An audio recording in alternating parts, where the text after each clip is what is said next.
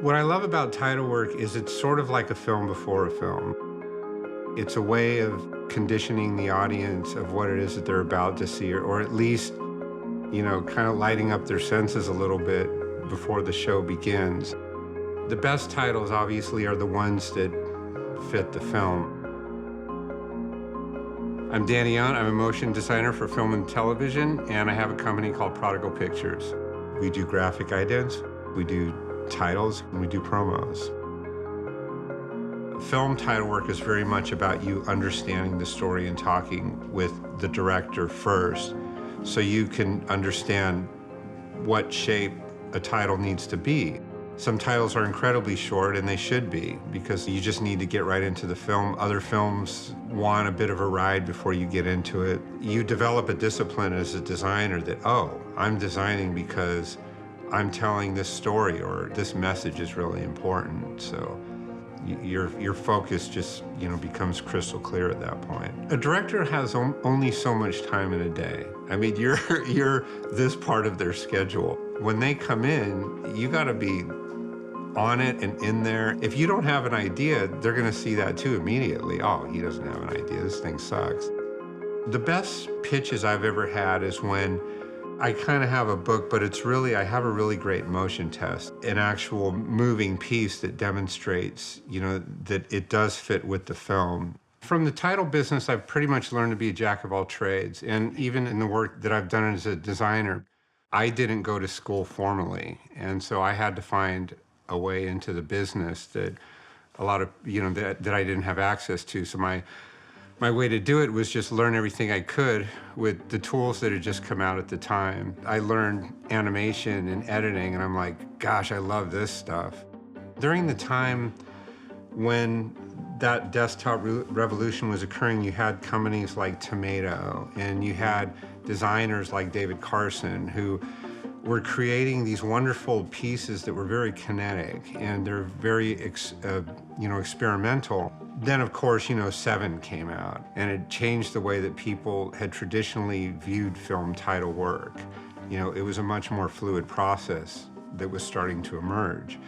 And I started seeing all that, and it was just more fuel to the fire for me. I just wanted to be so much a part of that. I had sent a resume to Digital Kitchen. They were at the beginning of that period and understood it fully well, that you can be an outside shop and you could start having access to sort of the bigger playing field. I was a motion designer who I guess sort of became kind of an amateur director all of a sudden. I directed the live action for 6 Feet Under. People were viewing our work as fresh because we were outside of the larger playing field. We were looking at things from a different lens. We weren't trapped by all of these, expected ways of doing things. That's the actual photo, yeah. I had no idea at the time it would get any attention. I mean, when all that stuff just kind of comes together and you're able to finally do the things that you never thought could be possible, it's like Providence. There's this window that you have, and it's a real tiny window, and you have the ability to get a hold of that and take it, or you could just sort of let it slide, but you're gonna miss that opportunity. Here's 6 Feet Under here. I was a little over 35, and for some reason I thought it was the end of the world, and I was out of time, and then it was gonna be over soon. I had no idea about LA. I thought it was that thing out there, that you had to live in. I sent my reel to Kyle Cooper. Kyle was starting his studio, and he called me in like 3 days. All of a sudden, we're kind of growing fast. Personally, I did, Kiss Kiss Bang Bang, and then shortly after that did Rock and Rolla, and then shortly after that did Iron Man, and then one Iron Man led to another Iron Man. To me, graphic design is really just a sampling of all the things that we take in that's external to design. There's something about building a library of things over time that, whether it be, physical elements or files or just references that you're always pulling on. I'm very much a pack rat for that reason. Like, I have a garage and a room full of stuff I can't get rid of because I know that if I let go of that one thing, I'm not kidding, I can't tell you how many times the very next day I needed that thing. My drawings still look like this.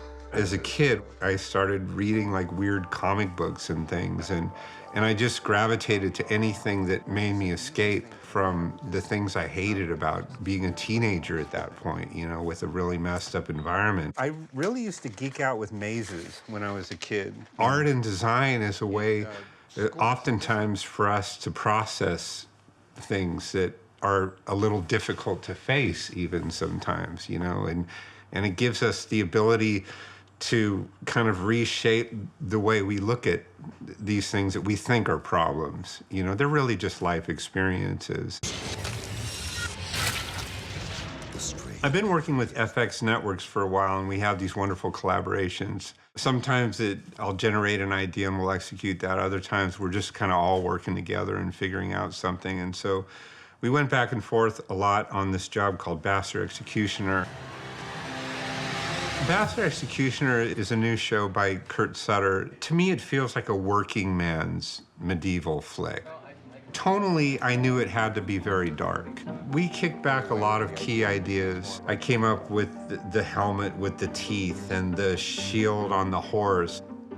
And we just went back and forth and riffed off that for a little while. And then they came back with the final boards from their creative team, which incorporated a few more ideas, which I thought were wonderful.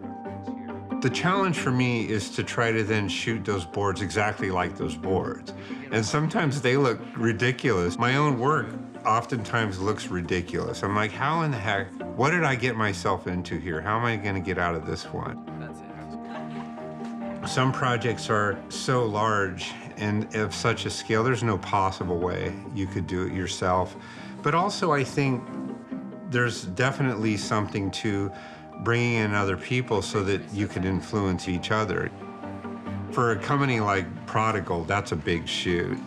There's a lot of moving parts, and I love that stuff. I love all of the camaraderie, and I love all of the things that could go wrong, you know. It really helps you to sharpen your focus.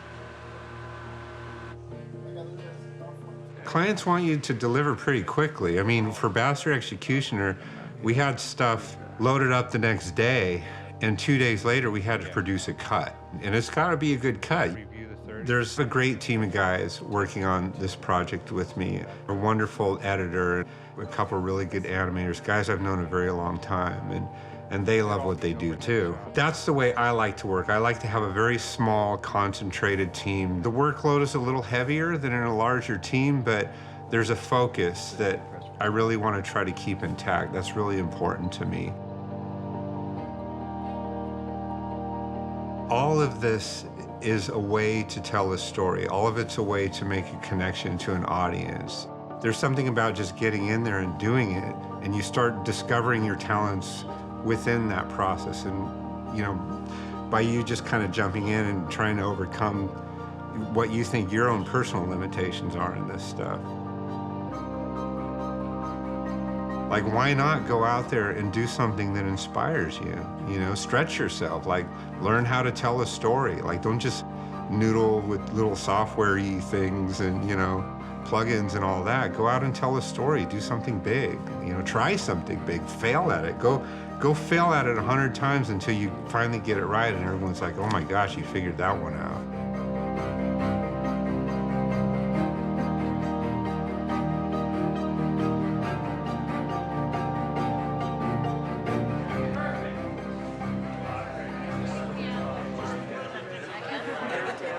When they're moving, it's going to be so nice.